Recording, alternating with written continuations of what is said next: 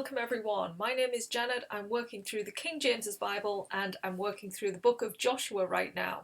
Today I'm going through chapters 5 to 7. Yesterday we covered 1 to 4 and what a journey already the Israelites have been on.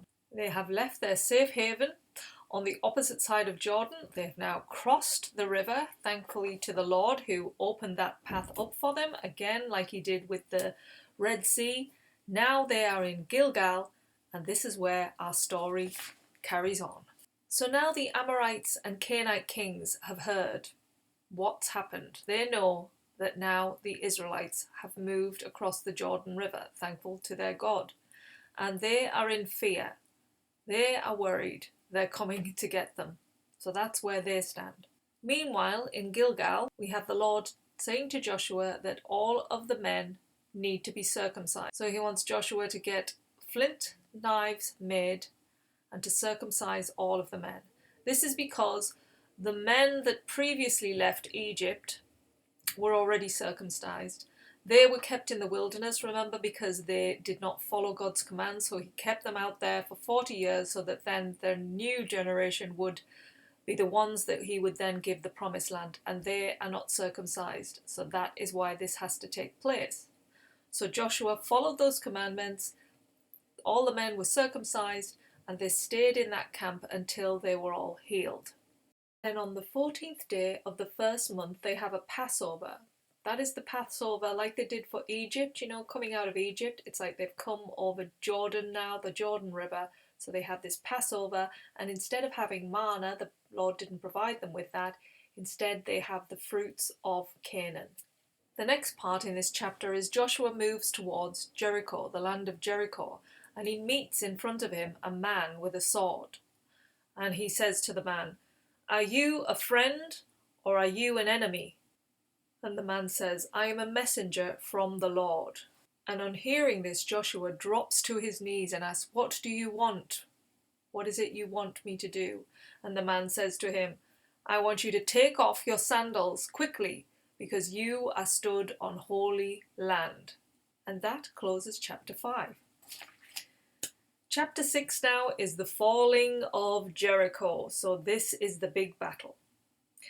Now when the army of Israel arrived at Jericho, it was barricaded up around them because the people knew they were coming. So they got ready, and so they were all in their fortress. And the Lord at this point speaks to Joshua and says, "I've brought you here because this is the land I am going to deliver to my people." So he's giving him that assurity. Don't worry, you're here and we're going to fight this, even though they're up against this huge wall surrounding the city. Joshua is then told to march with his men around the city for 6 days. Then 7 priests are asked to carry trumpets made of ram's horn and bear them in front of the Ark of the Covenant. Then on the 7th day, the priests are to sound their trumpets and march around the city as well. And the Lord says in doing this, the walls are going to crumble and fall. And Joshua carries out God's instructions, and he tells the men not to make any war shouts until the last day when the walls will crumble down. So the 7th day arrives. The priests then grab their trumpets, walk round the city and blow their horns. Joshua then gives the order to the men to shout, "This is the city that is promised to them." They're going to go in there, and the prostitute Rahab and her family are not to be touched because she was the one who hid the spies when they were visiting Jericho. And Joshua also warned the men before they went in there not to take anything from the city. They weren't there to do that. They are just there to fight the battle, and that is it. So the trumpets are sounded, the men are shouting, and the walls come crumbling down.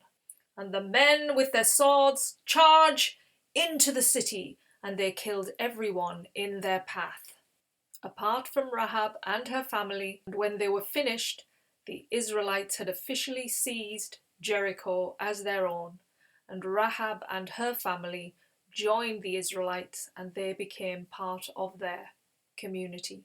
And that closes chapter 6. Chapter 7 is now not following God's orders. So remember, in chapter 6, what did the Lord say? Do not take anything from the land of Jericho. But do you think everybody listened to that? Nope. There was one man who decided not to listen to that, and instead he stole from the city. The name of that man was Achan, and this angered the Lord. He was enraged and angry at all of Israel for what is done. So this is going on without Joshua's awareness. In the meantime, he's telling his spies, go over the hill to Ai and find out what's going on over there. So the spies go over there, they come back to Joshua and they say, look, it'll take about 3,000 men really, and we can easily take these out. So Joshua then gets the men, they go up this hill to go and fight the guys at Ai, and they fail big time. More of the Israelites are killed, and they come back with defeat in their hearts. And this, Joshua knows something's up. So he goes to the Lord, he takes off his clothes, falls to his knees and says, God, why have you abandoned us? Along with the elders there with him too. It's like, please forgive us. And the Lord says, Joshua, get up, onto your feet. Someone in your camp has betrayed my commands and they have stolen from Jericho.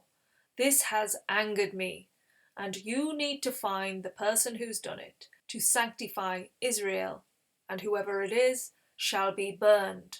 So it's not long before Achan comes forward, because obviously he must have known that, they're going to seek him out, they'll find out, and he brings all of the loot that he'd taken from the city. It was silver and gold and other valuables.